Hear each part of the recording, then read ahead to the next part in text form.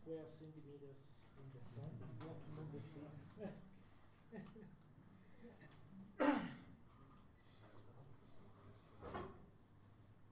Forse può chiudere qua la luce? No, forse no. Eccolo. No.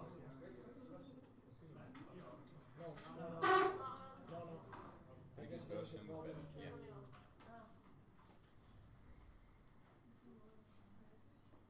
Roby, guarda se si vede nel portale. Ci siamo? Vediamo. Ok. Okay, we start. Grazie.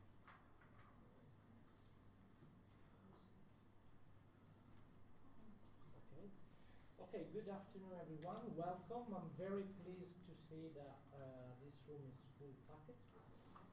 So that means that you're interested in open science or the organizer have done a good job. So both of them probably. So today, this is the second open science seminars that we are organizing. We organize a series of open science seminars. This is the second of this series. The first one was about open publication. It was a few months ago. And the second seminar will be given by Davide Crepaldi from CIS at Trieste. David also got a strong collaboration with CIMeC, and he is here quite often. So I took the advantage of having him here and asking him to give this seminar about open everything, because that means that we are sharing an approach of make open what we are doing, not just data, but also the procedures, etc. And so let's see what Davide has to say. Thank you. Thanks a lot, Carlo, both for the invitation and the nice introduction, and also special thanks to Elena, who's helped me out a lot. Sorry, don't go away. At the end of the seminar, there will be a refreshment in the terrace. So. Exactly. Now, I have to say that I feel a lot of responsibility for that, because I came here and I see that the welcome is crazy, like lots of people, food, wow.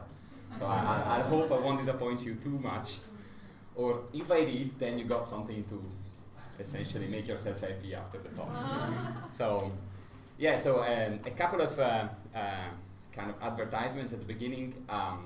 Today is my talk was thought to be very much like a cookbook approach, right? So I won't go too much into high philosophical speculation today or much theory. I will rather want to share what is the experience that the practical experience that we have in our everyday life in the lab, right? So basically our approach on how to make our own science a little bit more reproducible, a little bit more worth of trust.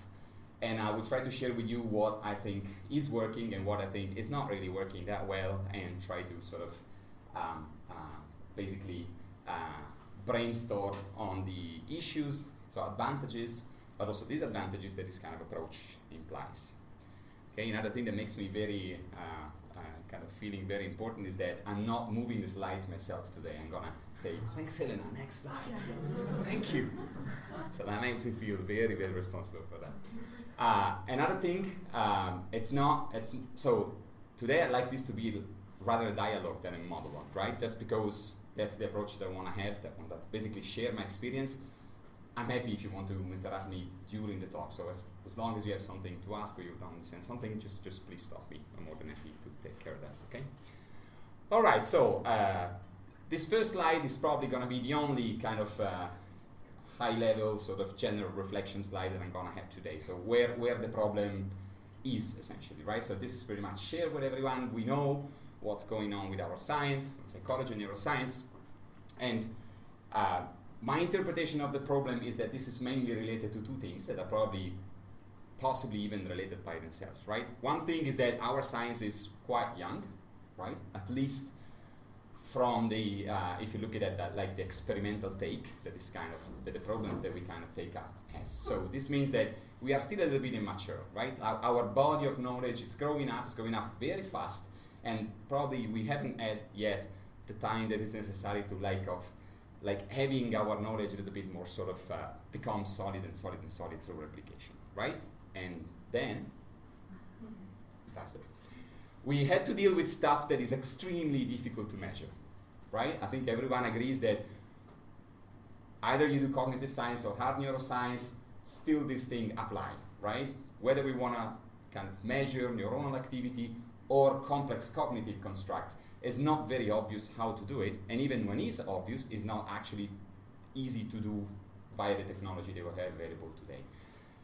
As you can see, the two things are somehow related, right? Because maybe the reason why we think that our stuff is that difficult to measure is just because we are young, right? So maybe when we'll have the same age that our old physicist friend have, this won't be a problem anymore, but for now it is, I think, right? So these two things together creates this problem of replicability, which is essentially, and I would like to kind of highlight this, it's a matter of trust into our own science, right? Because some people see issues in replicability, some other people see issues in how precise we can be in measuring our effects of interest. From the statistical point of view, this kind of problem can take many, many different angles. But in the end, what's really, I think, at the heart of the problem and what's really problematic is that all these problems together can bring to basically having less trust in our own work than we should have, I think. So how do we approach that? First of all, of course, fantastic, you're reading into my mind. Science policy, right? So the community has already started reacting to this kind of problem. So there are things that are happening out there, and it's sort of independent of what we do in our everyday life, right? Those things are there, are happening. If we want, we can go there, just take advantage of that. And those things are lots of emphasis on sharing, right? ERC is asking you to share all the paper that you have free of any fee, right? So this is one example. Another example are platforms like OpenFMRI, where you can just go and upload your own raw fMRI data. There are things that are similar where you can upload all sorts of data, right? Behavioral, EEG, whatever. So it's happening. Pre-registration, right? Here I'm talking about simple study pre-registration, right? With no kind of reviewing process. You just are about to start an experiment. You decide that you want to make this experiment sort of, I was about to say public, but that's not exactly true, because you can also register the study without that going public, right? Sort of committing yourself to do that kind of actions, right? So you commit yourself to a given algorithm, you deposit this into some third-party platform, like Open Science Framework, for example, is very, very popular. And then you do your experiment after you have committed yourself into, for example, the way you would be treating your data, right? And then you can go even further and have like a proper register at the core, right? In this case, you submit a manuscript before you collect the data, right? Where you try to go through a review process on the idea itself and on your methodological aspects. And there are many, many other things. So the list would have been too long, but we have lots of things. Like there are lots of emphasis into, for example, experiments that are carried out by many different labs who share the burden of collecting the data, right? Sort of, especially in the replication trial of attempts, this is very, very popular. So there's many, many things that are happening out there, right? This is at the community level. But yeah.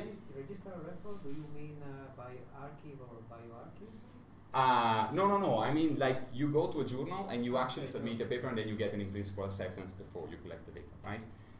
Yeah, I put some numbers. These are not entirely sure. This is essentially based on Chris Chambers' tweets. That's my source of how many papers offer a registered report. I don't think there is any more authoritative source by this time. And I think that now, I think it's probably just over 100, right? So anyway, it doesn't really matter. The thing is not anymore just Cortex as it was in 2012 that is offering that. So the discipline now is kind of offering a number of alternatives where we can basically go and adopt an approach of conducting our research that is a little bit different from what we've been used to for the last essentially 100 years, right? But this again is out in the community, right? And the kind of approach that today I want to take is a kind of a little bit of reversing that, right? So that's sort of a revolution, if you want, that is happening outside of us. But as the good old father says, no revolution starts but from your own garden, right? It's the decision that we make every day that are going to change things. So it's not really critical that Chris Chambers has had this beautiful idea and now Cortex is full of pre-registered reports. Because the thing is not there. The thing is what we do every day to do that, right? Okay, so that's the kind of perspective that I take. When I was sort of thinking about that, I say, okay, I got options out there where I can go and try to commit myself, force myself to be a little bit more, to produce work that is a little bit more reproducible. But how can I sort of internalize that? How can I make this my everyday activity? Because until I do that, I think the problem is not entirely fixed, right? And this own reflection is based on two main considerations, right? So the whole story, if you had to remember something about today, I think it's these two things. First consideration, extremely banal. We are too busy to do things in general. Not even talking about things twice. What does that mean? That if you want to do something that is reproducible, you should not hope, and I think you cannot hope, to do your work the way you do it every day, and then one nice day, like in 2 years' time, when your paper was accepted, you kind of stop, take a step back, say, okay, now I'm gonna share my code. Oh my God, where is my file? 2 weeks of work. Then you locate your files, you go through that, and in the third line you think, what I was doing with this line of code. I have no idea. And that's you yourself, just 6 months back. Imagine other people trying to access your code, had no idea what is your standard approach, maybe it's not particularly proficient even in the language that you were using. It's gonna be a mess. So the message is, there is no hope that you can make your work really accessible unless you start working from this perspective day one, right? The first line of code you write should be super nicely thought for other people to be used, should be perfectly commented, and should come out of a reflection of what is the best platform where I can do that, how am I gonna make this publicly available, and all this, right? So the work starts day one, doesn't start when your paper is accepted and then that bloody reviewer asks you for the code and then you have to spend the next 3 months of your life just trying to fix what you've done in the wrong way 2 years before that. There is absolutely no way that we can actually make this effective unless we start doing that straight from the beginning. Second thing, the main problem, I don't think it's about a couple of fixes, right? It's not like, okay, from tomorrow, I'm just gonna do pre-registered reports, and then the problem just goes away like this, right? It's not a couple of things that we had to change. It's more about a paradigm, right? The way we do things. From these two considerations, then the fundamental keyword of all the approach that we have in the lab is this one, pipeline, right? I think it's a little bit surprising. In the beginning, I was thinking a lot about things like, I don't know, statistical power, replicability, what is the keyword of the talk, and then you immediately start thinking about this sort of high-level thing, or reproducibility, or replication of results. No, I think that the real key to the whole problem is this, pipeline. We have to set a way of working that is kind of open access, open source if you want, oriented from day one. So you have to really change the way you do stuff in the view of the fact that at some point this stuff will become under the public eye, right? Otherwise, my experience is we will not produce the change, essentially, because at some point, even with the best possible intention, it will become too difficult, it will require too much time, and at some points it will become totally impossible, right? Okay, so that's the main principle. So what does this produce in our activity? What you can see here, essentially a lab user guide, okay? Where, I mean, this idea doesn't really come from me. I was very much inspired by this Jonathan Peele lab manual. So this guy is at Washington University in St. Louis. And so I was reading his lab user guide and I was thinking, oh my God, this is brilliant. This is brilliant. I should definitely do the same for me.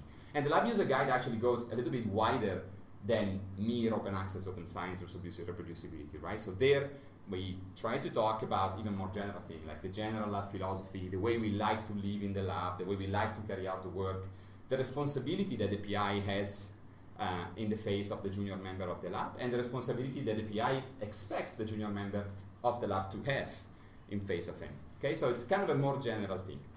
But a good part of this lab user guide, at least in my case, is dedicated to setting this pipeline, right? So this way of doing our job that is sort of aimed at producing work that become more reproducible, okay? More solid, more worth of trust, essentially.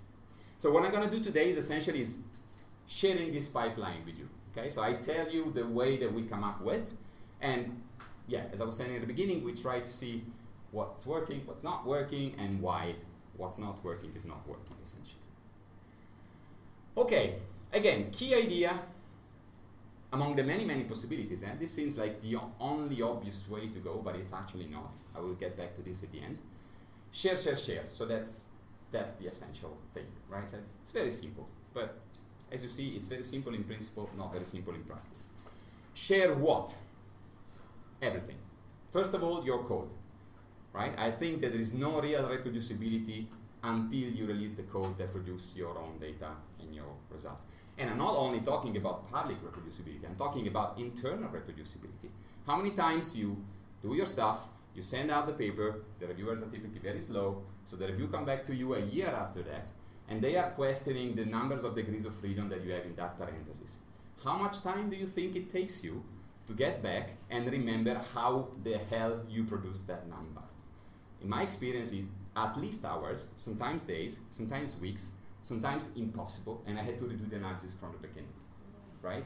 Unless you produce your code in a way that it becomes immediately reproducible to you too. Stimuli, this is also very important for a number of reasons. I do language and reading, which is probably an important kind of information to have while talking about stimuli, because we typically work a lot on that, right? There's many. So words can differ on a number of things. So it's very, very difficult to produce sets of items that are really comparable. You produce lots of effort into matching everything. And there is still lots of variability that is not of interest in your study, right?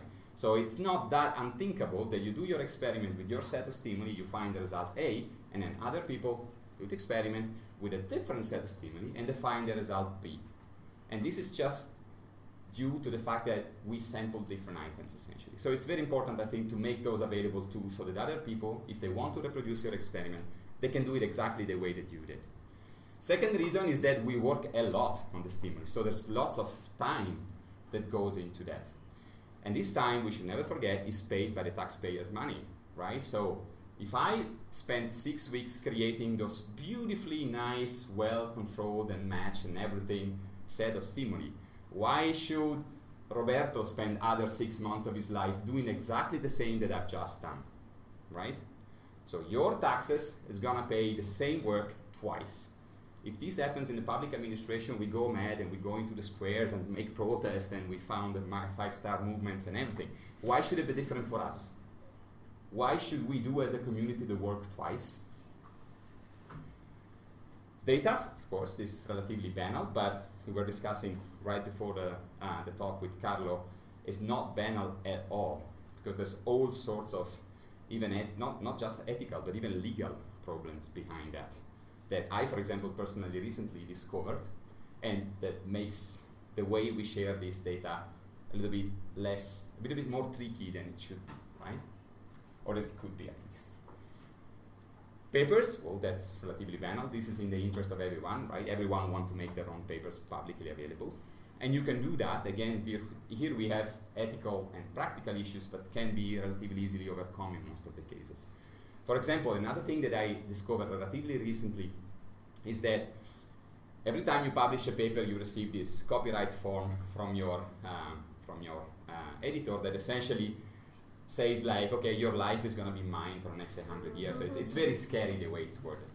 But they never make one thing very clear, that what you are releasing your copyright about is the final shape of the paper, is never the idea.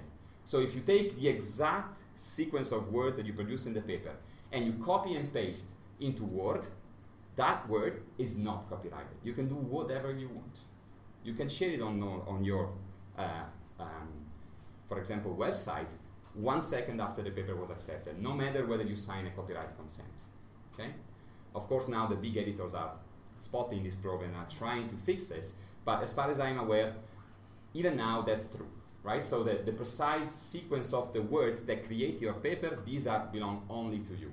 And you can distribute as much as you want, as long as you don't take advantage of their, if you want, maquillage work, right? So don't share the final, nicely organized by Elsevier paper, but your exact same paper as it basically ended out of your computer, that's yours. You can do whatever you want.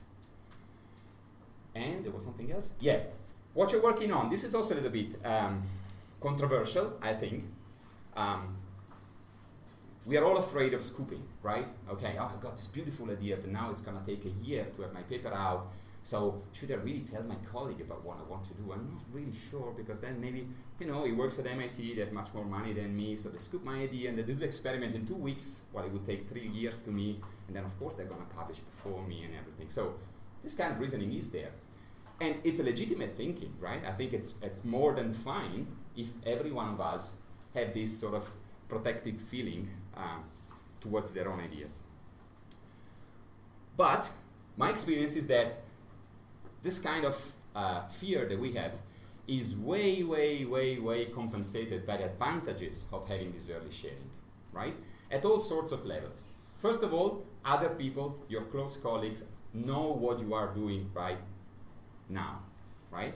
So even if you haven't produced the paper, they know that you're working on that. So what would be their incentive to try to just do the same work that you're doing quicker?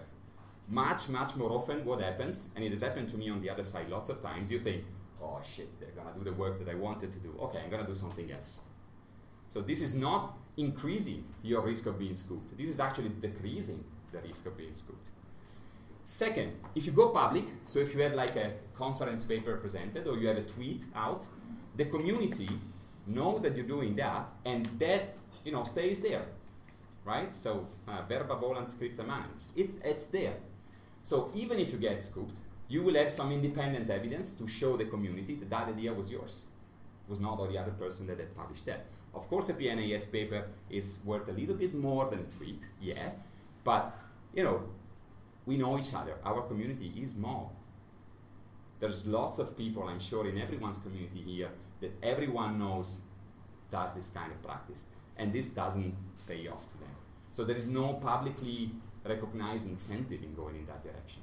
So if you stand out very early on, you say, I'm gonna work on that, I found these fine results, and I'm gonna just write the paper in the next 6 months, I don't think there's anything wrong in there. And in the end, in my experience, this actually pays off much more than the risks that it exposes you to. Okay, so let's go ahead. A couple of words on the why we should do that, okay? And I think it's relatively banal, but I want to make one point straight, which sometimes I think we forget about. So the first reason, I think it's an ethical one, right? The one that everyone typically easily sees, okay? So I should do that because that's a good thing to do, because science is a community effort, right? There is no single example in the whole history of science of one person establishing one big theory that has changed the world.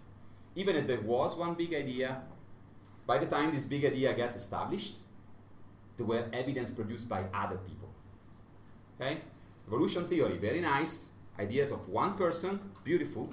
That idea become established and become really impactful in science only after scientific evidence has been accumulated. And this scientific evidence was not produced by Darwin. It was produced by a set of other people. And this is true for virtually everything that has happened in science, right? So there is a sort of a bid, an ethical bid that we have to make to the community.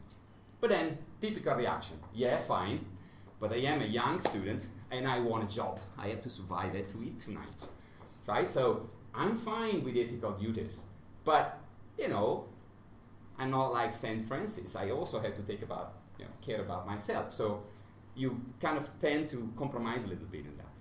But, and this I think is the other sort of a side of the coin that we often forget, that's also good for your ego, right? It's in your interest. Because if you're good, if you do good stuff, and you share that stuff, you become popular. So that's not playing against you. That's playing in your favor, right? I have at least a couple of examples of researchers that, you know, are hugely impactful right now, and they are that impactful not because of the papers that they produce, but because of the sharing of their work that they have done well before this work became published work and then accepted, right? So I think it's in our own interest. So it's not like, okay, I'm doing the justice night and I go out and I do what's right to do, and then I will end up being a bartender somewhere in Mattarello. That's not really true, right? If you're good and if you do good stuff, then sharing this stuff is only playing in your favor. much more than it's playing against you. Okay. Right, then I promised the cookbook approach, and now we're getting finally there. So how do we do that? How we basically try to implement these principles in our everyday life activity in the lab. A disclaimer again before, this is just one example. I by no means intend to claim that this is the example. There are probably, for sure, 100 different ways in which you can realize this principle, and possibly even more effectively, right? But this is the way that we are using. It's working to some extent. It's not working to some other extent, as I will try to show you. So, okay, we share, and then you see what you think, and then maybe I'll be actually even more than happy if you have suggestions on how to make this better. I try to keep it as simple as possible, because that's the other big challenge and the other bold message that I learned from my experience. No pipeline, no nice idea ever is gonna work unless you convince other people that that's a good idea. So if you set the most beautiful pipeline in the world, but then you sit down at your desk and you write down the lab user guide, and this lab user guide ends up being 125 pages. And then your nice, brilliant postdoc come to you, and then you say, okay, day one, so this is your first task. Please read this book, learn it by heart, and then when you're ready, we can work together. This is never gonna work, right? You have to try to make it as minimal as possible. And our version of minimality is essentially this, as simple as is. A shared repository, right? So a place when we know as a team that we are gonna store the most important products that we're gonna have during our research experience, okay? So this can be thought as a Google Drive, can be a GitHub folder, can even be your own server, right? It doesn't necessarily need to be extremely complicated or extremely sophisticated, huh? Even here there are issues. For example, your own server is always better than Google, obviously, because you wanna kind of keep control over your data. But then it's complicated because then you need to be in an institution where there are IT guys, lots of IT guys, just there to take care of your repository, which is not an easy task by no means. So sometimes, so that the typical reaction, for example, that I have right now from the CISA IT department is that, oh, you're storing your data on Google. That's very bad. You shouldn't do that. And then I say, okay, nice. Then create the same system here, and I'll be more than happy to make a transition. And then they think about it and say, okay, let's go on with Google. So it's a complicated issue, but you can see that there are, reasons from all the sides. So what do we put in this repository? Experimental design, right? So first step in any experiment essentially is conceiving the experiment itself, right? So you spend time reading stuff, you conceive ideas, you discuss these ideas. Once you settle down in one given paradigm, one given set of predictions, this given set of stimuli, you write it down. It's extremely simple, typically ends up being like a half-page document, extremely simple, where you just say something like, okay, the main question I'm after is whether the brain processes abstract and concrete words differently, so I'm going to have a lexical decision experiment where I contrast a set of abstract words and concrete words. This is the timeline of my trial, and I'm going to aim at 60 participants. If the results is A, then I conclude X. If my results is B, then I conclude Y. End of the document. So extremely simple, but I think it's very good because it really forces you to kind of pin down your ideas, make them as concrete as possible, as simple as possible, as concise as possible, which is also very difficult at times. And it remains there as a solid timestamp. Okay, that day I had made this decision. Then the ethics material. This is, if you want, that's kind of borderline, right? So you can leave it there, you can take it out, whatever. We just leave it there because then it's easier to locate stuff when we need it. That's the main reason why it's there. The set of stimuli. This is also very important, I think, which to us typically takes the form of like a big table where we have our list of stimuli with all the relevant variables that these stimuli have.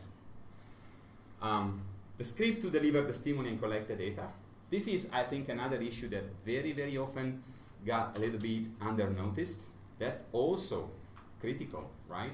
And I've seen lots of examples in my own field where there were big debates in the literature about the fact that the results didn't really replicate, didn't really add up. And in the end, was the fact that one guy was controlling the refresh rate of the screen, so the stimuli were really present for 50 milliseconds, and another half of the literature was using E prime in the 90s, and so what they thought was displayed for 50 milliseconds was actually there for 120 milliseconds, which makes lots of difference, right? So store the script, store sometimes a little file with the main specification of the machine that you're using, so that if you're really obsessive, you can do that, and I think it's to some extent, in some cases, also quite useful. So that people can get a very precise idea of what you're trying. Data, again, this is relatively banal.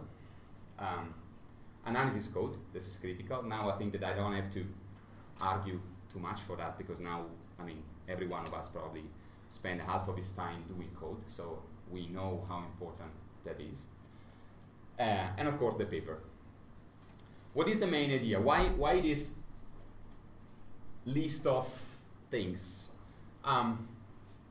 Well, the idea is that, again, because we are too busy to do things twice, the way we should build this folder is done from day one in the view of making it public at some point, right? And this making public stuff should be as simple as possible, right? So when we do GitHub, when we do Google Drive, is as simple as it can get. Press a button and that becomes public, right? So it's extremely, extremely, extremely simple, right? So that's the idea. Why do I put all this stuff there? That's because I think it's particularly useful not only when you want to make it public, so down the line, right, for the sharing stuff, but also as the work is being done. So sharing within the lab, that's another thing that we sometimes kind of, I don't think we pay enough attention to that.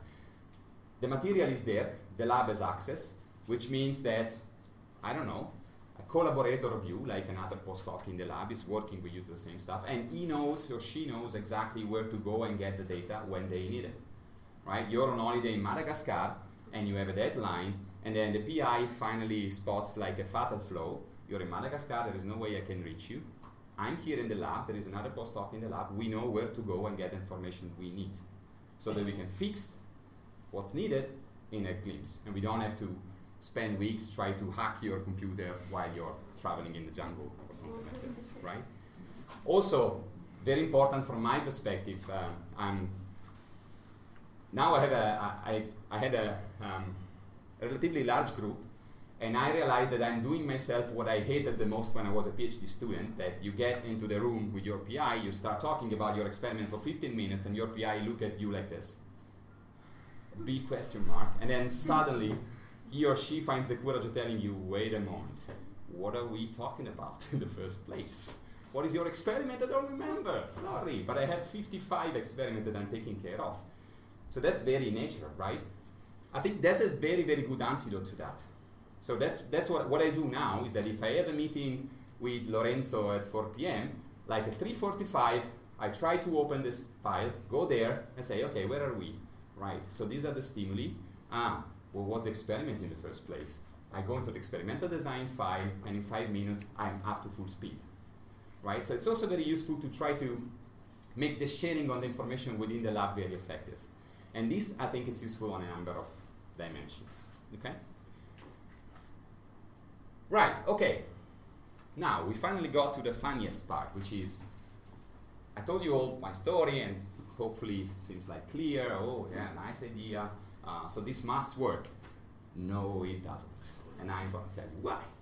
No, it's not really true. Now I'm sort of making it a little bit theatrical, but in general it's working. Of course, I'm quite happy about how things are going, but there are issues. And the issues that I'm going to mention here, well, there are many, many issues, obviously. Some of them are just related to like a basic misunderstanding, either within the lab or, you know, panel mistakes or skills that we basically do not have or do not have enough to make this pipeline as solid as it could be. So these are, in a way, I see them as kind of unavoidable, right? So just go, lock yourself into your room, study a little bit more, and this will be fixed, right? So these I don't see them as big issues. But there's a number of other issues which actually comes from what I think it's more than legitimate kind of different perspectives in a way. I go practical, that it's probably easy. Okay, diversity of tools, right? So you're very fond of coding, You just discover GitHub, you're overexcited. There's a number of things in which GitHub is way better than Google Drive. And then you get your next PhD student, and this PhD student is a poor biology student who's never been exposed to one line of code. So day one, what do? You want this guy or this lady to get mad for 6 months just to get accustomed a little bit with GitHub, with the risk that has actually happened to me a couple of times, that they press the wrong button and everything is lost, and then you spend 3 weeks in trying to reconstruct the hub. It's not obvious, right? Some other times everyone is very proficient, but they have more than legitimate reasons to be on other sides. Like you are super fond of Google Drive, the other guy just hates Google and want to go GitHub. How do you deal with that? One way is obviously, I'm the PI, I make the decision, but I'm going to tell you that it just doesn't work, because then we PIs are not the guys that are opening those files every day. So sometimes I've actually compromised in a way that was much, much more in the direction of the collaborator rather than mine, because it's way easier. So other people are taking care of those files, not you, right? And this makes things a little bit complicated. Then students may prefer other structure, right? So the shared repo that I showed you, I think I'm very convinced that that's the right structure, because I think that that's pretty much the unavoidable steps that are involved in every single experiment, right? So especially if you're a fresh PhD student, I want to try to, share my experience with you as to how an experiment should go about, right? So how it should be born, how it should be developed, which are the stages that are involved, which are the fundamental decisions that you have to make. And you got your experience, you have 20 years of research behind you, so you're very convinced that that's the right structure. But then again, other people are going to deal with this file every single day. So if they find themselves a little bit more oriented in some other structure for any reason, what do? Do you try to keep the structure fixed so that you have a shared pipeline, everyone in the lab knows how to do it? External user, when you will make this public, will be able to get themselves oriented, or you make your life easier by letting your collaborator to choose the structure that they think it's best. Not an easy question. That's another big thing. What's the right time to share? Very, very kind of often happen to me that the student gets super excited about the sharing thing, so they really want to do that, and then I get the shared repo filled with file, for example, with different versions of the stimuli. So I have a file there the first day. So your aim is having like 50 words per condition, and the day that the student come up with the first word, you already have a file there. And then of course you change your mind 100 times before the final version is there. This creates lots of troubles. So if you get a little bit too enthusiastic and then you share at the wrong moment, this can also create troubles.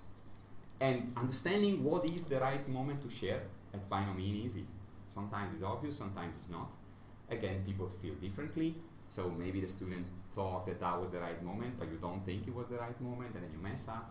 But in this case, you mean sharing from one point in time on, or just updating what is shared from time to time when is the right moment? Yeah, we had tried both. So with some students, I've tried I don't want to see the stimulus file in the shared repo until we decide, okay, that's the stimuli that we want to go with. Okay.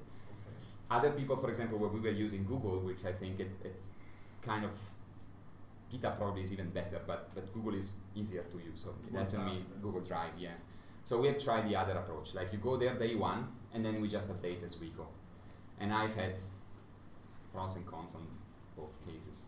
Because let's say from one time point to the other in which you have something to show which is good and up to standard, you have a lot in the middle that is happening, exploration and exactly. false leads and wrong directions, yeah. And you don't want to expose that one. No, you don't want to expose that one, for sure not publicly, but even within the lab I think you don't want. And that's exactly the troubles that we had when we were having the sort of sharing from the beginning approach. At some point, I was opening the stimulus file before a meeting, and it was just useless to me. There was too much stuff, and I've lost the history that brought us there. So in the end, it was not effective anymore. And when the student came in, he had to explain me everything from the beginning, as if that file was never shared. So again, it's a bit complicated, not easy. gray area. No, absolutely So not. traditionally, tools like GitHub are meant to like keep track Yeah. of daily activity, Sure. which is not, let's expose just once a month, really the best Yeah. of what we've found so far. Yeah, So, and Google Drive didn't worse in that case. yeah, absolutely. Yeah, there were hands there in the back. Yeah, I wanted to say the same, that versioning systems like Git are exactly Yeah, made not to have this problem. yeah. Because And I GitHub know works it- better yeah. than Google Drive, but GitHub is more difficult, and junior member in the lab seem to resist a little bit more. So most of the times I say, okay, I mean you're gonna be driving the bus in the end, so you choose the method, and I try to adapt myself. But then you very easily get into these other troubles that if you don't really find the right time to share, it's complicated. And sometimes we are just thinking about the rational part of it, but there is also an emotional and kind of relationship part of it. I actually have students that I see that feel this like an additional stress, like they don't only have to take care of their own research, which is already an issue by itself. So PhD is not an easy matter, right? Plus, they have to think, and every day they come and knock at my door. Oh, so I've done this. Do you think I should share that? I say, no, don't worry about that. Okay, but then they come back and say, oh, are you sure? Because I think I should really share that. So it creates tension that otherwise wouldn't be there. So that's another non-trivial aspect of the story. In a certain extent, I think that we are discussing things that the community of free software developers are discussing since True. 25, 30 years, more. I mean, when you develop large or small projects that are distributed and shared, and that's why Git exists. This is exactly the same things that they are facing, and also when they have to take decision, also the horizontally system in which some or most of the free software development is taken care. I think that these things are already discussed on one field, and maybe we can learn from that field. Yeah. Because the way that I see also the developing of science in general very similar to that community. To that kind of community. I definitely agree. So there are already tools for Sure, absolutely. This is where the literacy issue comes in, because like I myself, I'm not very much, I don't consider myself a super proficient user of GitHub. I can do the basic stuff. I can maybe take care of something a little bit more elaborate, but for sure, I'm not like 100% sure of what I'm doing every time. Imagine like a first year PhD student coming from a background where there is absolutely no coding in their education. In principle, we have an easy cookbook that we can just rely upon. In practice, I don't think that's really the case, because most of the times you will not come into the lab, and the PI is not in the lab himself or herself with the right tools and skills in a way to really firmly guide the process. Yeah. But I believe that our experience is that force the student to use Git and to do commit at the end of the day is a way, for example, to guarantee backup. Because it looks weird, but backup is still a problem. Yeah. And but also for the student to write just one line what Exactly. done, and Exactly. then just keep for very few seconds, freeze for a while, and say what I have done. Worst time. The commit message is a nightmare in my lab. Literally, because sometimes I find commitment and you say, a few fixes.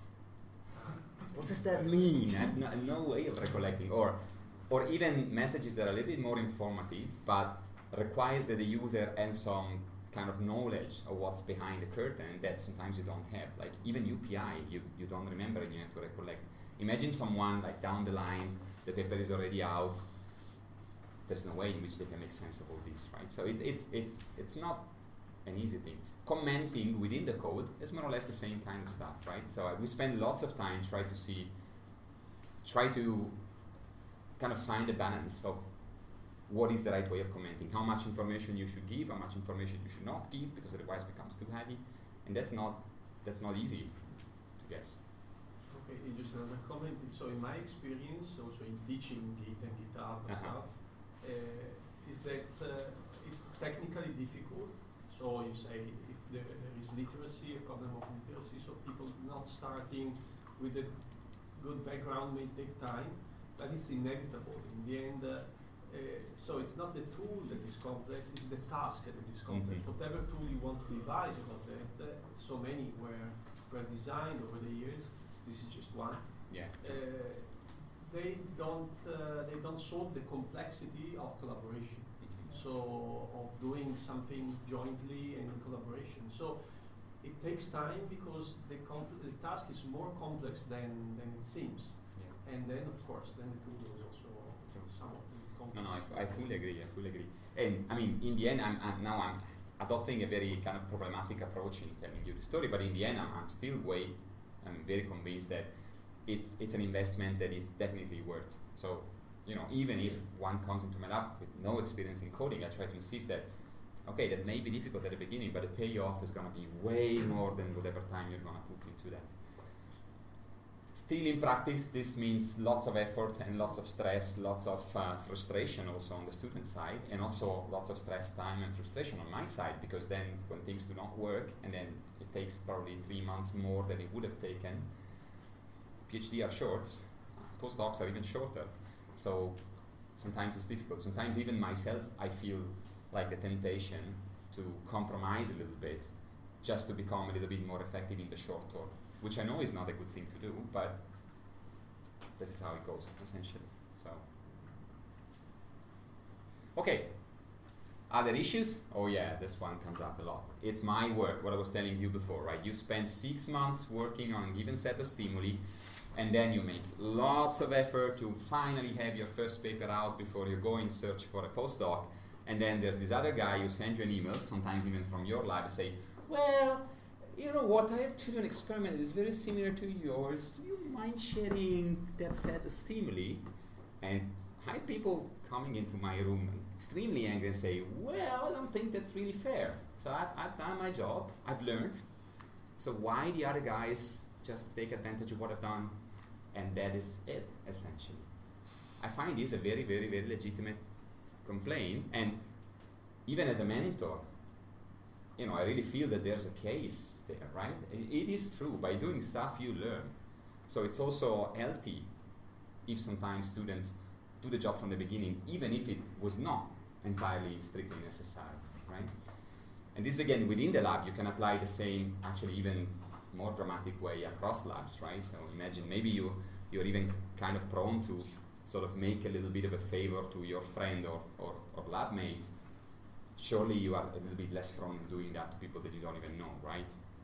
So I think there's some reason behind this complaint, and I didn't really develop any strategy that I'm entirely happy with to deal with that, right? Sometimes I try to adjust case by case, but I know it's very suboptimal. This is again source of stress and tension in the lab that you definitely would not want to have, and all of this. External collaborators, another big stuff, right? You create your super nice lab user guide, and of course, I mean, a youngster come to your lab, want to do a PhD with you, you can definitely say, okay, so that's my way of working, you should commit to that, otherwise we cannot work together. But then you send out an email to, I don't know, Carlo Minucci, and Carlo Minucci tells you, well, I don't really care about Google folder, so do you mind sending me over the email that, sorry for the example, of course, you wouldn't have me do that, it's just, I was thinking of a big name that you feel a little bit compared to say, oh, so what should I do now?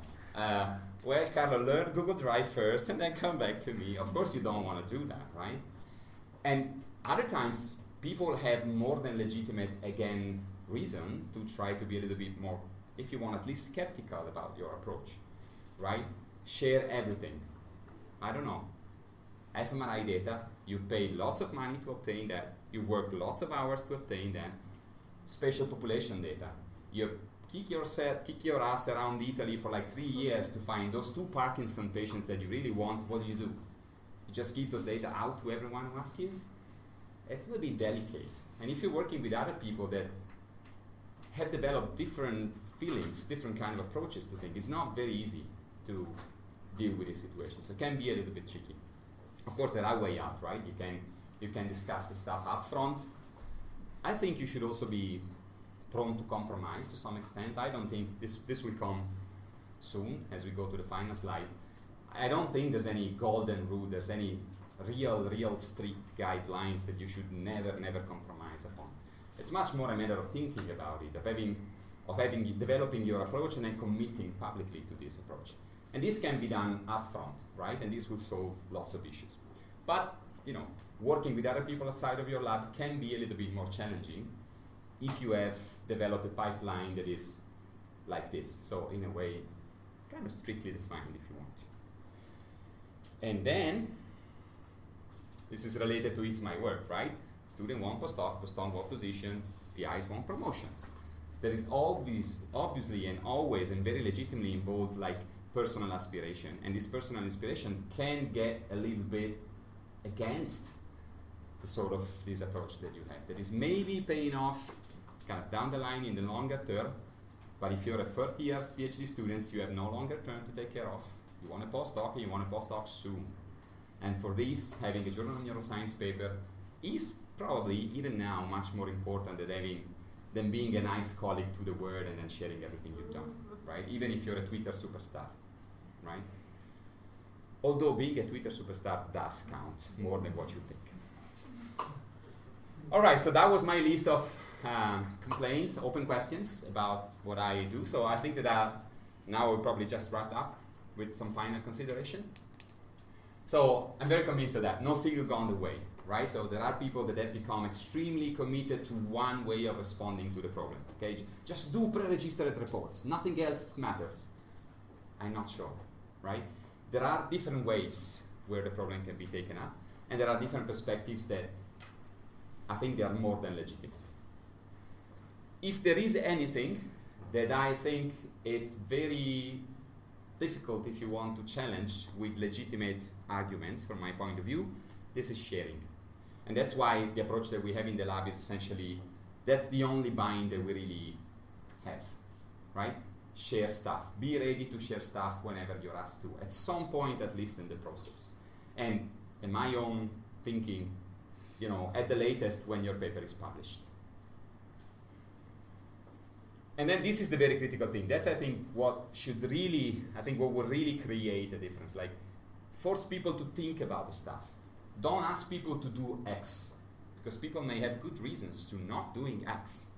But what people have to do, I think, is develop their own thinking.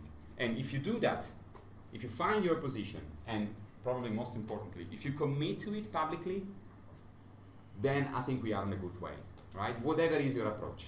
At least it's out there. Your colleagues can take a look at that, can see how you work, and then can develop their own idea. They can discuss with you.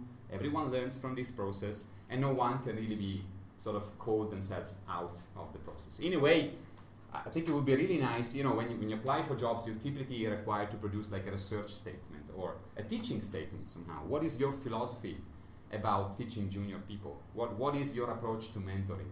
I think we should really start requiring to every of our colleague an open science statement. How do you feel about these problems? What is your thinking? What is your position? What are the steps that you take to make your research a little bit more solid than we know is? If you do this, if you all do this, I think this would really make an impact in the end. With different solutions. I'm not a big fan of strict rules, or strict rules always fail. Always. I mean, there will always be one situation in which that rule that is virtuous in a number of situations is just silly, right? I mean, we're all Italians, we work here, we know how it is, right? The Italian system is all about that. It's all about rules that are made to prevent people from fraud and are never done to encourage people to do good stuff, right? That's why they are rigid. And that's why they become silly most of the times. I don't think that that's the way to go. But forcing people to think about that, forcing to kind of adopt your position, forcing to commit it publicly to that position, I think that probably could improve things a lot. Whatever is the system that you come up with. This is one, more than perfectible, lots of troubles with it. There are probably lots of other more than legitimate solutions to the problem. But if you don't sit down and think about that, if you don't face the problem, if you don't read about that, if you don't talk to your colleagues, then these nice solutions will probably never come up. Okay, I talked already too much, so thanks a lot.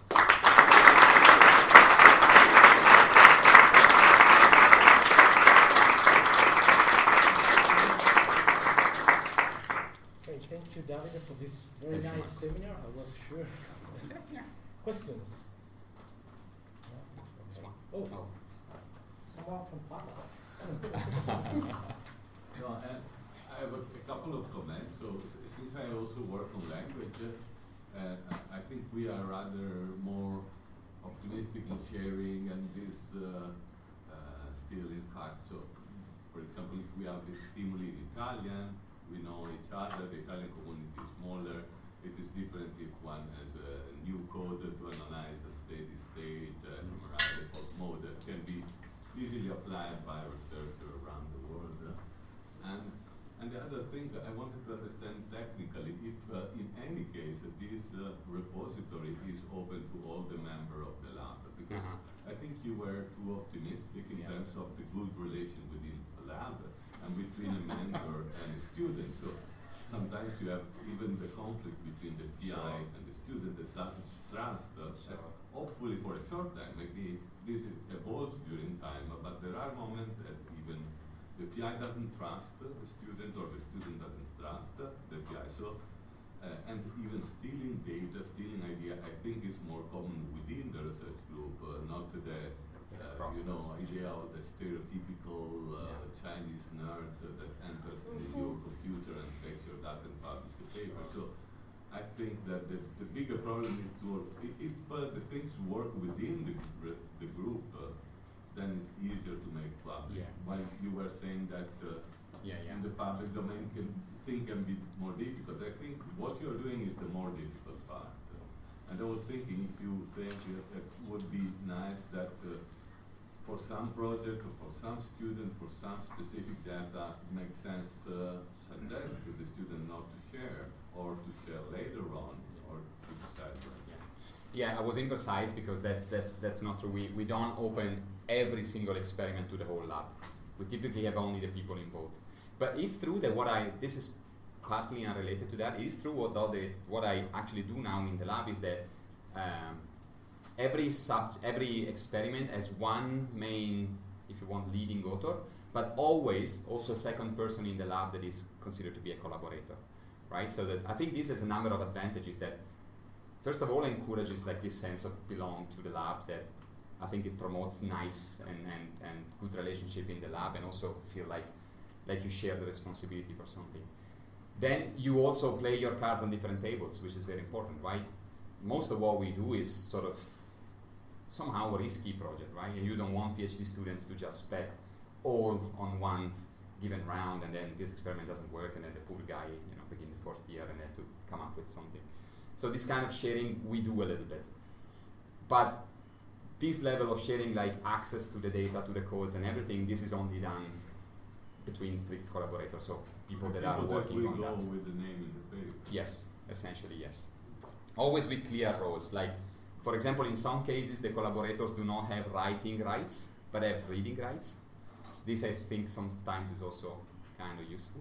I tend to avoid that because I think it's a little bit too defensive on my side. I think this would probably promote this kind of attitude that you were talking about, that collaborators are thinking, oh, okay, why am I not supposed to put files in there? Maybe the PI doesn't really trust me.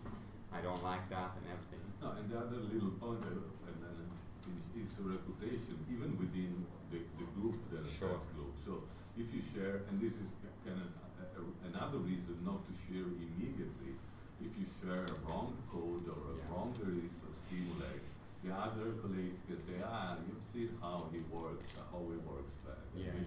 Is another thing that can really suggest to be really so to think when you share, even in a small group, from another point of view, different from sharing with the whole community. Try to share good stuff, not try to share. But from another point of view, this is exactly what will, in the end, fix the code, right? If the code stays with you and you make an error, no one will ever spot that.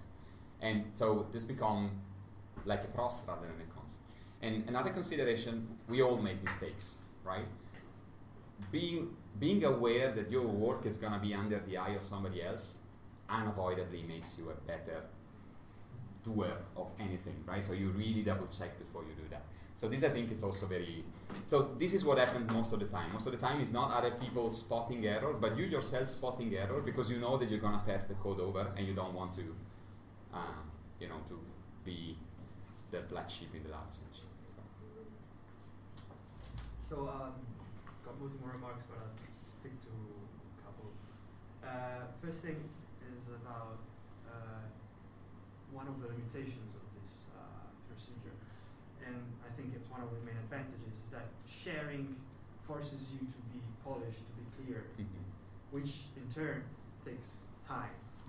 So I think time is something you mentioned, but I think it's important to stress that once you go through this, just the steps, and especially if you're collaborating with other people, this takes more time than it generally does for like same type of research. So it also matters when you have an intern, when you have someone who's like staying for a short time, and this has a very big impact. Yeah. So this was one remark. The other thing is a comment on what you said about like it's my thing, it's my work. And I think if everyone had this attitude, we wouldn't moved one step from the start. Right? Everyone has somehow to contribute before or after publication. I think in the end you will have to you'll be asked eventually to share some of your details about your work. So why not doing it earlier? Plus, if you're really concerned with the learning part of it, he will just copy paste what I've done. I don't think that's really the case, because when you're working on someone else's code or someone else's stimuli, it requires you to understand them. You cannot just simply dumbly take it and use it in your own project. So I think that's very important to say. Right. Yeah, I absolutely share every single word you said. Plus, one thing that I didn't mention, I think it's important to say, again, it's my own work problem. I think, again, that would be very easily solvable by citation, right? That's the thing that we always ask. So you share everything, that's your moral commitment in the lab. Same moral commitment, when you take something to somebody else, from somebody else, you acknowledge this contribution. It could just be an acknowledgement in the paper, or if it's something more substantial, even a co-authorship to sometimes. Or outside of the lab, recognizing that you're not the first doing that, right? So now we have lots of emphasis. This also has a little bit to do with, I think, the science policy outside of each single lab, right? So the journals go very much after, the novelty of something. So producing something new that others have not produced already is very important, right? So it's basically preconditioned to go on very high impact journal. So that I don't think it's a very good thing, because then people get a little bit less prone into just publicly recognizing that these things. So I don't know, I've done this experiment, but I see a presentation from Francesco a couple of years ago, so I read my paper and I just recognized that Vespignani had this poster in AmLab in 2014. What's the matter with that? I think most of the people do that too. So I think that sometimes it's even our perception of the thing that sort of exaggerate the problem.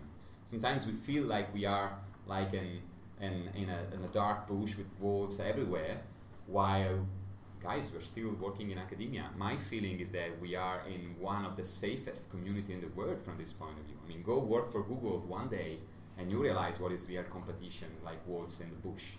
So I think that sometimes we are a little bit overprotective to ourselves, and I still think that the payoff for sharing, for accepting the risk of being scooped by the few bad guys that we have in our community, are way overcompensated by the advantages that you get by the 99% of the good guys that we have in our community.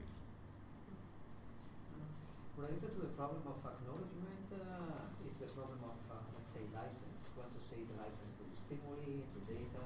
So did you approach the problem of associate the license and overall the issue of license when you are working on derivative data? So you are not the real owner, first-hand owner, but you are second-hand owner. So you have all the. That's a big gap. I've no idea. I don't know, but the very superficial notions about property rights or this kind of stuff. And but I have the feeling that the community is much more.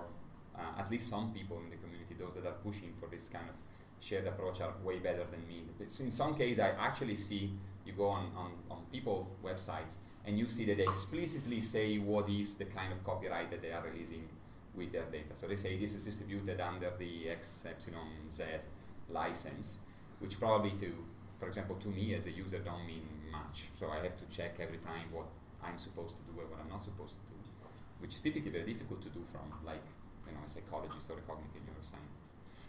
But no, I have no idea, so I would be more than happy to have suggestions in that direction. As a comment to this one, so on code, there is a fairly large experience about licensing and the implication of this. For all other things, which it's not exactly the same. So you say stimuli, you say documents of some sorts. In that case, it's more difficult. There is less experience in tools to use to decide what can be done and how and so on. So I think the difficulty is general. It's not just knowing or not knowing. There is little experience of that in general.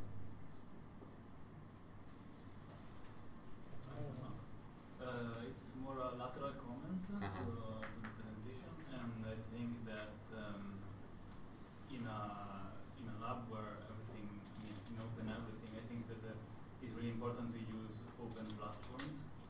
That's true. I think that this is something that I want to stress up because, for example, what happened with Mendeley, it was clear from the a priori that the guy that started Mendeley at a certain point wanted to sell. To make money out of it. Yeah. Mendeley was sold to Elsevier, and Elsevier now is somehow in charge of the European Commission on the open access committee or whatever.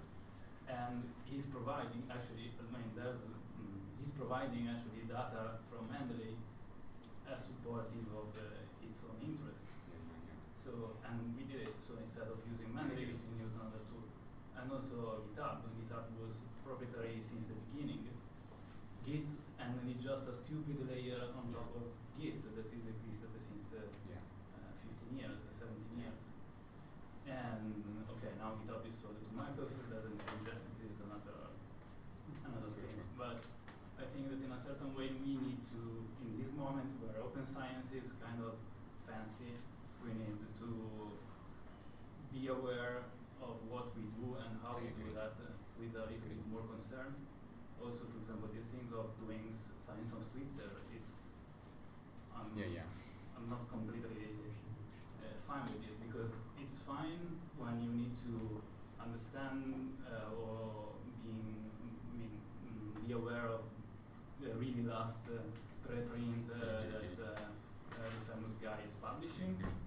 But again, it's not a platform that is built for doing science, to keep track of the interactions, to open up the data, to construct different metrics, to relate a comment on a preprint to a database and this kind of stuff. So, and we are giving data to a proprietary company. So I think that if we want to really do the step, it should be important to start from day zero to use open tools committed to stay open. To not making money. And this is something that you can easily understand in most of the cases. One name that I want to mention in this direction, because it's just one that I came across essentially by chance, but I think it's very, very good. It's called Sandstorm. It's essentially like an open project that is supposed to allow everyone to run their own server. So it started with this sort of philosophy, and as far as I'm aware, it's still like in that philosophy. So we proposed to CISA, for example, to adopt that, and the main limitation is no manpower. Like people is just saying, okay, but then we have to maintain the server, and I'm too busy. We should hire another couple of people. We cannot hire those people, and then just go ahead with Google. Yeah, if you need an alternative to Google, is Nextcloud and not Sandstorm. Because Sandstorm, I wasn't able to use it at all. Oh, really? You tried that? Ah, that's good. But yeah.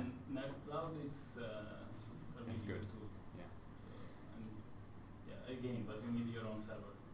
Yeah. So, in this sense, I think that one promising thing could be like sharing this thing maybe across institutions. well, I mean, maybe it's just my perspective because CISA is pretty small, so even the IT department obviously is not very small. Although in general, my experience is that when you are a small institution, actually the proportion between IT guy and researcher is actually higher rather than lower than in small institution. And still we're not able to do that. Or at least they kind of adopt this defensive approach whereby, oh no, this is going to be complicated. Well, yeah, Google is evil, but go ahead with that so that I can live my own life essentially. So, Sorry again. So I was told that not exactly the same, but a similar approach is actually enforced in some Dutch universities, like Radboud. Forces every researcher who wants to start a project to first present the project to all PIs in the university and has to specify all the details that he will need, basically present a record of what's going to be his work. So I don't know how it works because I just heard this thing through other colleagues and friends. But I was wondering what you think about an institutional pipeline. What do you think? What's your? It's complicated. We have been thinking. I've been thinking to add to this pipeline the same kind of thing within the lab at least. Like, in a way, we do informally. Like when we do lab meeting, that's pretty much what goes on, right? So you stand up, you tell about your project, but there's no real enforcement, right? Some of the experiments that we carry out go through this step, but others don't. I had cases where the person presented the project and then the whole lab was convinced it was complete crap, and then the person went ahead anyway, and then in some cases even turned out to be a beautiful experiment, so she was perfectly right. I feel time is a big limitation. It's complicated. If you really wanted to make it seriously, we also been thinking about reviewing papers internally, but like doing a real review, not like, oh, please, Robbie, read my manuscript. And then he say yes, and then before going to bed, it really quickly and say, oh, no, that's all crap. That's what I typically do when people ask me to do the same. But if you do it, you really need time, and that is complicated to really enforce as a mandatory thing. Still, if you feel that you have the time and you have other people that you trust, you should do that. Like, I, for example, do the same. Like, for every grant that I've ever submitted, there's 2 or 3 as they used to call in the Anglo-Saxon word, critical friends, where you always send out the stuff and then you get, oh, please kill me as badly as you can, and then you typically learn a lot through this process. But making it systematic, like a requirement that you have to go through, I think it's probably too much for now. I have the feeling that it would crash at some point because people just don't have the resources, time, effort, energy to be able to do that. What does the head of CIMeC think about it? I prefer not to answer that. He's my lawyer. Actually, I think that before, here in CIMeC, we had to present all FMRI projects in front of everyone before we worked on. So it used to be implemented at least for FMRI projects. Yeah, just. You want to escape your No, answer? no. Can I help Yes, you I for got a it. minute? No, it's about sharing data that was in the list. So who's the owner of the data? So That's the another point, big issue. because Yeah, it's yeah. the institution. So it's UniTN, it's It is FPK, UniTN. It or is is institution. or is the UniTN. PI, or is the guy Legally is the recording. institution, yeah. So it's the decision at the level of institution. So you don't That's have true. to talk to PI and That's share true. your data. You have to talk to institution and Well, say I mean, share yeah, your no. data. That's That so. time is gone. No, yeah. Yeah. So what is your experience? Because you Ethically, collect yeah. data. Technically, it's like that. So what I've done, like, Because maybe you want to share data, but your Yeah. institution does not want Yeah. to share data. When- or cannot when- because so- the ethical committee True. needs to have a purpose for each time the data is used, and generally you cannot share. one of the first things that we went through when I became head of cognitive neuroscience at CISA was to buy a new server. So I thought, oh, what's best moment to try to enforce this kind of policy to my colleagues? So I say, okay, nice, so we spend lots of times with our technical assistant to try to come up with a system that would be perfect for sharing and everything. I mean, legally, if one of your colleagues in your department falsify data, then you're responsible. Yeah. You're the line manager, right? And director the same, even worse, right? So I felt that it was like, oh yeah, so maybe the head of cognitive neuroscience should have access to all parts of the server. You can imagine the reaction for the people in the lab. Say, you crazy, no way. So there's a strong resistance, even if from the legal point of view, you could technically enforce it, I think. But again, we have to think about systems that are sustainable, not just right in abstraction, right? And then that's the critical bit. It's not very easy to have this thing through. Plus, when you obtain the data, this is another big issue that I wasn't aware until very recently, and actually I became aware thanks to Carlo. When you ask for your informed consent, I never really specified to the participant that those data, essentially for what those data were used, right? I always talked about my own experiment, and of course I explained about my own experiment. But if you make the data available, then tomorrow, I don't know, Marco Barilari comes up, take my data, and then produce a beautiful paper whereby he creates a nice startup and he becomes rich. And then the person there just didn't know that their data would have been used for a different purpose than what I originally said. And it's very complicated to actually have these rights granted from the participant. I mean, even myself, if I were the participants and you tell me, okay, I cannot really guarantee what happens with the data that I'm collecting about you. So I'll take care of them up to that, and then they will become public. That's a little bit scary, right? So again, it's a gray area, and it's very complicated to deal with that. I think that now my approach is essentially, I'm being recorded, so I'm not going to tell that. I'll tell you goodbye. Well, you try to make it explicit, but you can never be sure that people really got what you mean, and being in control of the data that you collect is not an easy task if you share it. Just mine was just an example. So when I was in Berlin, the practice was you have an experiment in mind, and then you have to submit a summary of the experiment, and then when there is this monthly meeting, you have to present it for 10 minutes, and then people in the audience, they can ask you a question or tell you, oh, you should change this or that, and then you can start with your experiment. I mean, it's like 10 minutes presentation. It's not so much as a burden, but then it's helpful because maybe something you didn't think about is there. Then you think about it and you can make your experiment well. I mean, it's not so bad. I mean, it was just for the MRI experiment. And the people outside the lab as well. Everyone could go. Actually. that started, I think, in the field at Queen Square in London back in 1997. Everyone that wanted to do an experiment had to present his experiment to everyone, and only those who were able to pass this test then were able to run. So, but like, Really did it happen sometimes that essentially the department killed the experiment and this never happened? I mean, you already presented it a lot, so if the experiment is really bad, you will not. It shouldn't survive that filter. Okay. Yeah, back to the previous topic. Is there really a concern practically? You know, The I'm ownership, sharing my data. ownership of the data. Can University of Trento sue me? Does it never happen? It is a concern, yes. Yeah, but did it happen? Really? Like, Well, that's another issue. So, No, just to know whether it's a practical concern. Like a theoretical concern that we should think about and solve, but we can go like. It's a real concern, but University of Trento has an open access project, not very successful so far, but there's this idea. Also, CIMeC now has in his strategic plan the idea to develop open access science, etc. But I mean, there are technical issues, I mean, legal issues that are there, and we need to solve them. So yes, it's a problem. Yeah, but Mm-hmm. You cannot share data easily. But we do anyway. Switch off the camera. Okay, next yeah, question. I will take just last question because then. I don't need to say that because I arrived a little bit late.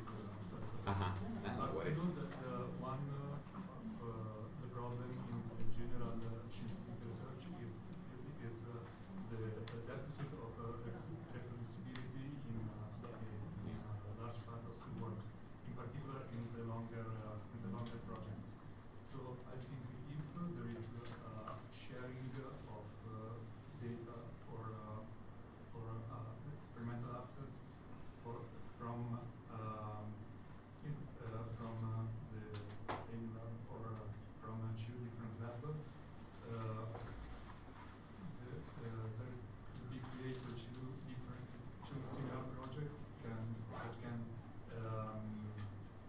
confirm the same data in two different conditions, so you increase in reproducibility of the data.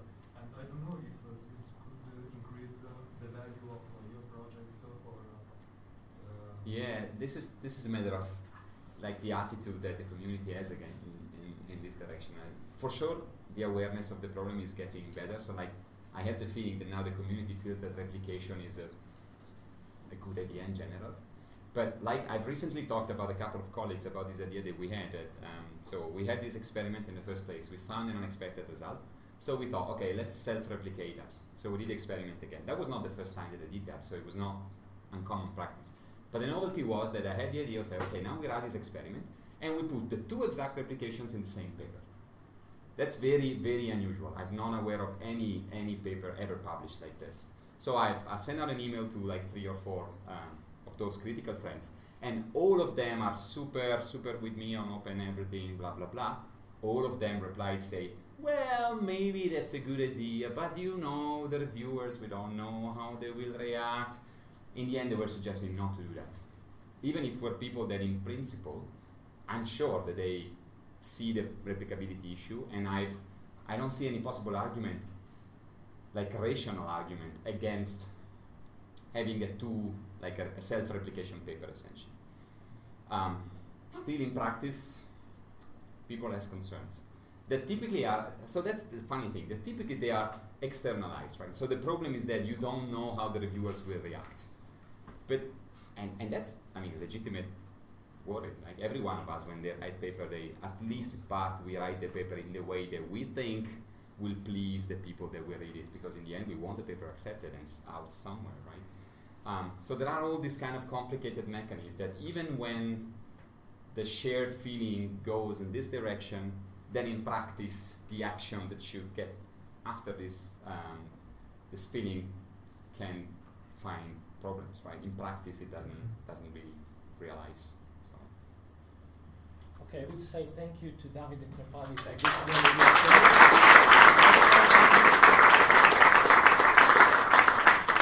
Just 2 more things. Sorry, I want to say thank you to Stefano Tessari, because he was so nice on the top of many things to organize everything to record this seminar. I forgot about that, and we asked him to do this just a few hours ago. He arranged everything, so thank you for this. And also thank you to Elena Tonoli for organizing actually everything.